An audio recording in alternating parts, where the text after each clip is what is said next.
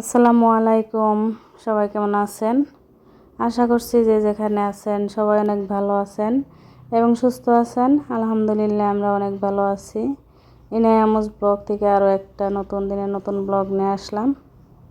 তো আজকের ব্লগটি থাকছে আমি আজকে এখানে যে রান্না করে নিতে এসেছি, কুমড় দিয়ে মাংস দিয়ে রান্না করতেছি, সাথে যে রাত্রে আলু দিয়ে লাউর সিল্কের ভাজি আছে, আর খালি মাংস আর কি অল্প একটু ইনার আব্বুর জন্য রাখছি। ইনার আব্বু কুমড় খানা, তো এই যে মা মেয়ের জন্য আর কি কুমড় দিয়ে রান্না করে নিতেছি মাংস। আর এই তো একটা দেখেন সবজি, তো এটাকে আমরা হাতে আনাইছো বলি আর হচ্ছে সাজিনাও বলি। তো আপনারা কোন নামে জানেন কমেন্টে জানাইবেন। আর এই তো ভাত খেয়ে নিয়েছিলাম। তারপর দাদি এসে যেহেতু পান আছে, তো অল্প একটু দাদি পানও দিল যে ভাত খাইছে অল্প পান খাও।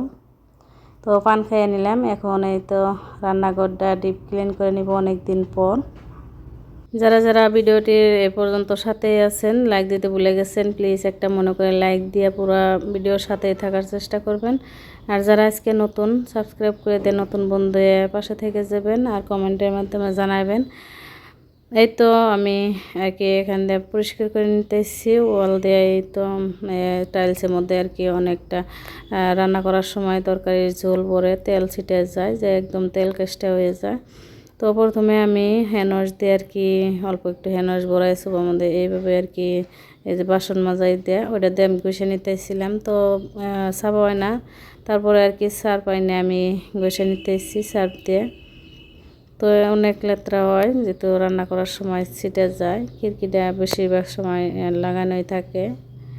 আর এই তো গ্যাসের চুলাটাও আমি ভালো করে ঘষে নিতে এসেছি। গাখির জাল দেওয়ার সময় আর কি গাখির পরে চা পরে একদম লেত্রা হয়ে যায়।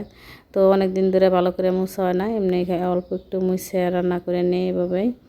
তো গ্যাসের চুলার তলে আর কি চৌকার তলেই অনেকটা লেত্রা হয়েছিল, তো আমি ভালো করে মুছে নিছি আগে, তারপরে যে সার্ফ দিয়ে ঘষে নিছি। আর এখন আমি এই যে ভিজা একটা কাপড় দিয়ে ভালো করে পরিষ্কার করে নিলাম। তো এই তো ঘর দুয়ার পরিষ্কার করার পরে দেখেন কত সুন্দর লাগতেছে। ঘর দুয়ার যেদিন পরিষ্কার করা হয় দিনকে আলাদা একটা শান্তি, মনের মধ্যে আলাদা একটা শান্তি লাগে, মনে হয় মনটাও পরিষ্কার হয়ে গেল, মনের কষ্ট মন কয় দূর হয়ে গেল এরকম লাগে। আর তো আমি টাঙের উপরে আর কি মুছে নিলাম, টাঙের উপর দেখা যায় হাবিজাবি আছে রাখা, তো আর কি যেটুকু পারি ওইটুকু মুছে নিলাম। তারপর ফ্রিজটাও মুছে নিলাম, যেহেতু ডিপ ক্লিন বলতে আর কি সব কিছুই পরিষ্কার করে নিতেছি। আর এই তো বিছানার চাদরটাও আমি পাল্টাই নিলাম, যেহেতু বিছানার মধ্যেই না আর কি খাওয়া দাওয়া করে চা খাইয়ে চা ফেলায় আর পানি ফেলায় মাঝে মাঝে, সব কিছু আর কি ফেলায় লেত্রা করে। আর এই তো দেখতে পারছেন ঘরের অবস্থা, চেয়ার তো একটাও আর কি থবো না, সব আর কি ফেলাইয়ে রাখবো, এই আর কি অবস্থা করে। আর তা মাকড়ের বাসা আমি আগেই জেরে নিয়েছিলাম, ওটার ভিডিও করা হয় নাই। আর এই তো চিপা চাপাই থেকে অনেকগুলা প্লাস্টিক বাইর হলো, তো ওটি আমি ডাস্টবিনের মধ্যে রেখে দিব, যেহেতু প্লাস্টিক আমরা পুরাইয়া ফেলাই। তো ইনার আব্বু আর কি এক সপ্তাহ পর পর আর কি পরে।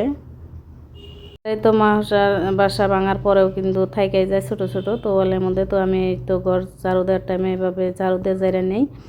আর এই তো এক আপু আমার রুম দেখতে চাইছিল, রান্নাঘরটা। তো এই তো এই সাইডে দেখতে পাচ্ছেন এখানে রান্না করার গ্যাসের চুলা রাখা আছে, আর ওই হাঁড়ি পাতিল রাখা আছে, বাসন রাখা আছে। এই তো আমি রুমটা মুছে নিতেছি। রুম বলতে কি ঘর, আমার এক ঘর আর কি, দুইটা রুম হইতো। আর এই সাইডে একটা বিছানা রাখা আছে, ওই সাইডে একটা ট্রাং চেয়ার রাখা আছে, ট্রাঙের উপর হাবিজাবি রাখা আছে। আর ওই সাইডে পানির ড্রাম রাখা আছে, তো আমরা 6টা 7টা করে আর কি ড্রাম রাখা। আর এই তো এই সাইডে একটা ভাঙা ডাইনিং টেবিলের উপরে কড়াই রাখা আছে, যেহেতু মাংস রান্না করা হয়েছে, তো মাংসটা তো গরম করে খাইতে হয়, যার জন্য কড়াইয়ের মধ্যে রেখে দিচ্ছি। আর এই তো একটা ফ্রিজ। আর এই সাইডে কি আছে, আমরা মলি গ্রামে অঞ্চলে, আমাদের অঞ্চলে মানুষে বলে মাছা, তো ওই মাছাতে আর কি ধান চাউল রাখা হয়, ধান তো নাই, তো চাউল রাখা আছে। আর কিছু পাতিল রাখা আছে, বড় বড় পাতিল, আদা রসুন পেঁয়াজ, তো ওইগুলো আমি ওই সাইডে রাখি। আর যেহেতু অনেকগুলো পাতিল লাগে ব্যবহার করার, ওইগুলো আমি সাইডে রেখে দিছি, তো ওটার ভিডিওতে উঠে নাই, দেখাই নাই। আর এই তো সব কাজ করে তারপরে খাইতে আসছি 3 মা মেয়ে মিলে। তা ইনায়াকে তো খাওয়ানোর সময় অনেক ডিস্টার্ব করে, তো ওকে আগে খাওয়াই নিতে এসেছি। তো গোসল করতে করতে সব কাজ করতে করতে দেখেন বৃষ্টি আসছে বাইরে। তো বৃষ্টির মধ্যে আমার হাঁসগুলো আর কি ভিজতেছে বাইরে, ইনায় আর কি দেখতেছে যে হাঁসগুলো ভিজে গেতেছে। তো যারা যারা এবার শেষ পর্যন্ত আমার ভিডিওটির সাথে আছেন তাদেরকে অসংখ্য ধন্যবাদ। আর একটা মনে করে লাইক দিবেন, লাইক দিতে ভুলে গেলে, আর কমেন্টের মাধ্যমে জানাবেন কে কে আমার সাথে আছেন। তো আজকের ভিডিওটি এ পর্যন্ত। সবাই ভালো থাকবেন, সুস্থ থাকবেন। আল্লাহ হাফিজ।